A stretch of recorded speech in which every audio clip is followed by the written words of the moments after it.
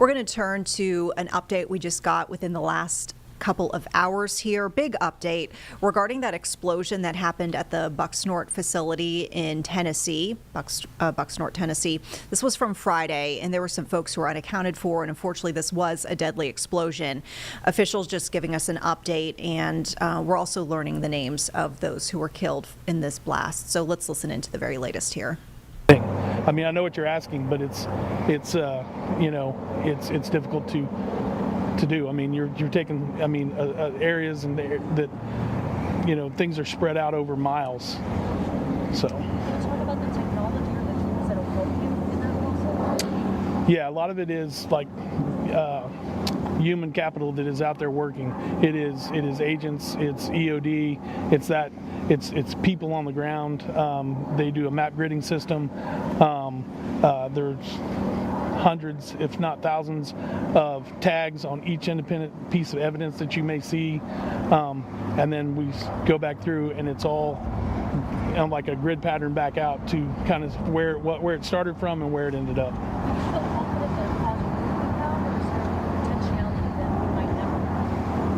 I can't speak on that right now because you'd have to put it all back together. So. And my question, I'm with Hickman and Humphreys in Nashville. Sheriff, you guys stated that you guys are in the process of collecting samples and making confirmations to start talking with families individually. So have you been talking with families as a group, and what are those conversations individually? We have spoke to the families as a group. We know that we've had some breakout teams because there was questions that a lot of the families had and wanted to feel more comfortable talking individually.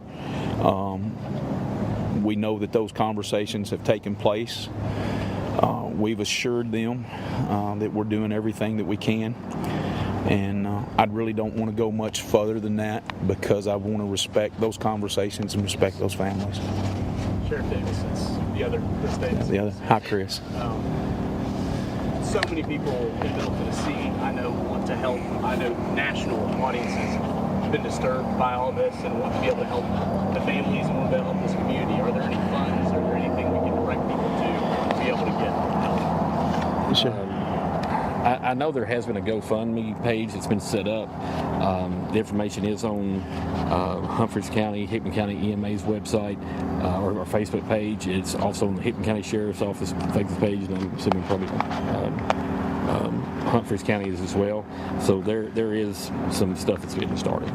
Yes, sir. And then I also just want to ask, I know you guys are wanting to protect, the identities of these families. Totally understand that. But give us an idea of the kind of people we've lost here in this community. It seems like the two of you likely know these people. Absolutely, Chris. And just for an example, as I've said before, it's you walk into this room and we look at a list of names before we get the list of names. We're walking into the room, and then that's when we start putting faces, families together. That's when we start putting things, oh wow moments. And what I mean by that, Chris, is as we stand up there, we start looking out across everyone that's in the room. My neighbor, her husband is in one of these victims. One of my best friends. Okay, guys, we can take one more question. We've got time for that, and then we've got other appointments we need to be at. Growing up was in that room a teacher from our county. He's got the same situation with him, and I don't want to put words in his mouth, but it's it's sort of kind of like the flood. We may not have known that individual personally, but in some form or fashion, we probably or do know their family or extended family, and it's this small county, rural America, where everybody knows each other and everybody's going to take care of each other. So I'm going to come back to you because I told you I would. I'm sorry, ma'am. Go ahead. Cell phone records would be key. Have you guys recovered any cell phone electronic communication from the blast that Ma'am, I'm going to say that's information that is still important to that investigation part of it. And I want to go back and I want to address a question that was said earlier. And please remember this, and I want to echo this, and I want to keep echoing this. We're treating this as if we do any other call that we go on. We have one shot. One shot. If this is an accident, we want to prove it to ourselves that this is an accident. If this is something, not saying that it is or it is not, we only have that one shot to process that evidence and to be methodical and slow and making sure that it is that accident or it is something else. And we've got to take every measure for that. And I think I want to really reiterate the fact that of what those NRT guys are doing, and in this kind of heat. I know for a lot of us in Tennessee, this may not seem like a lot of heat, but when you put the equipment on, the gear on, and are inside that location, it's very physically demanding. And but to get to that answer, I think to get to the answer that you're wanting, as part of that's going to take time, and we're having to treat things the best way we can to get those answers and to get that closure, not only for the families, but to find out that the reason why this happened. So yes, ma'am, and I apologize to you. Okay, Sheriff, teams have been out there all weekend long.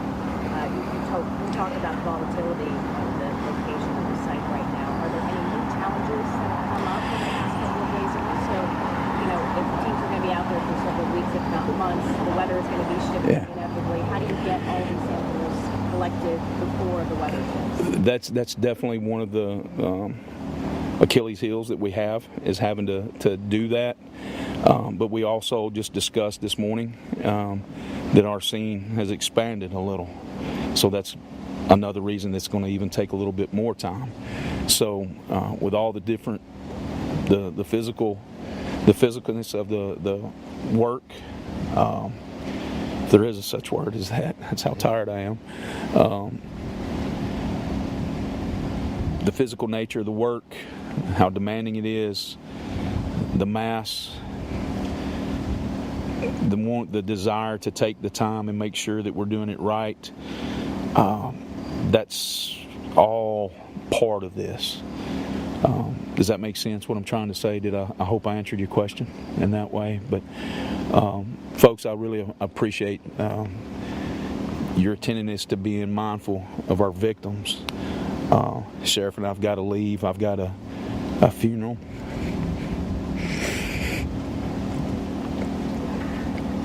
That I need to go to. So, thank you.